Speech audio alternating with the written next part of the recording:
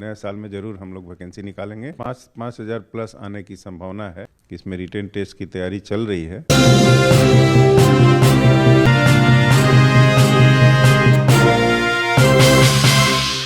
The Bihar mirror में आपका एक बार फिर से स्वागत है। एक नए अपडेट लेकर आपके सामने हाजिर हूं और ये जो अपडेट लेके आए हैं बिहार असिस्टेंट प्रोफेसर बहाली से रिलेटेड अपडेट है।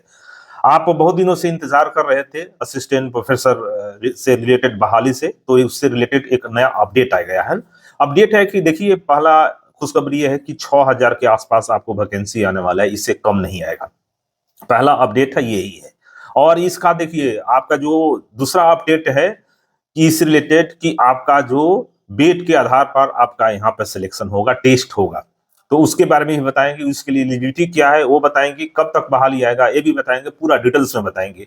और ये जो बातें बता रहे हैं, मैं हवा में नहीं बात बोलता हूँ, ऑथेंटिक इंफॉर्मेशन है हमारे पास, तब हम बोल रहे हैं। और नीतीश कुमार ने इससे रिलेटेड ट्विटर पर पोस्ट में ट्वीट भी किया था, वो भी आपको बताएंगे क्या ट्वीट किया था, पूरा डिटेल्स में जानकारी देंगे। वीडियो के साथ बने रहिएगा ताकि इस तरह के आपको अपडेट मिलता रहे। अगर ये वीडियो से लगे तो इसे ज्यादा से ज्यादा लोगों तक शेयर करें, लाइक करें और सब्सक्राइब करें।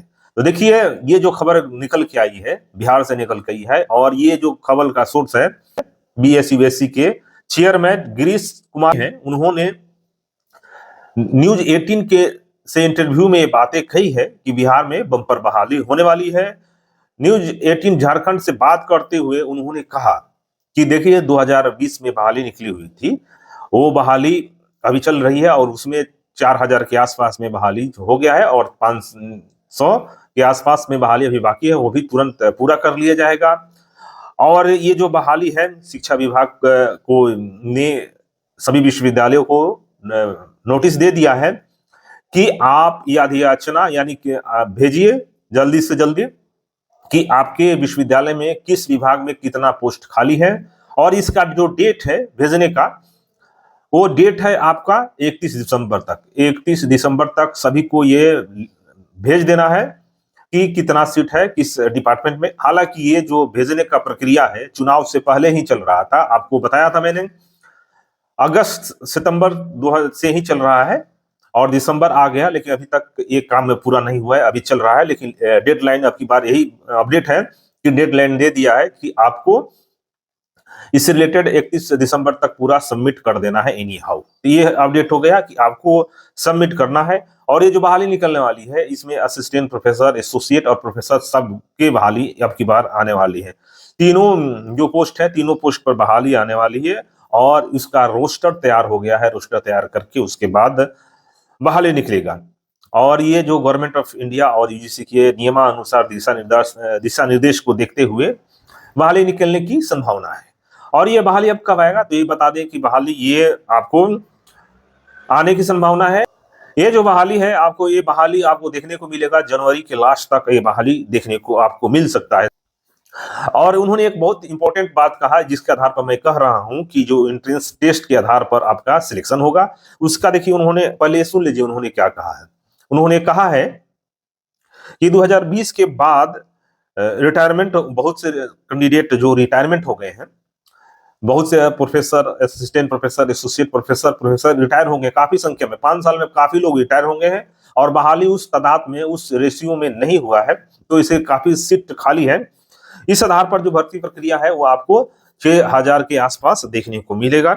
और 2020 में बहाली निकली हुई थी, उसके बाद से अभी तक बहाली नहीं निकला हुआ है। इसके लिए एलिजिबिलिटी क्राइटेरिया क्या होगा, तो इसके लिए एलिजिबिलिटी क्राइटेरिया होगा आपका पीजी प्लस नेट होगा और पीजी प्लस आपका पीएचडी होगा। ये यहाँ पे गौर करिए, सुन लीजिए पहले, पीजी प्लस नेट या पीजी प्लस पीएचडी होना चाहिए।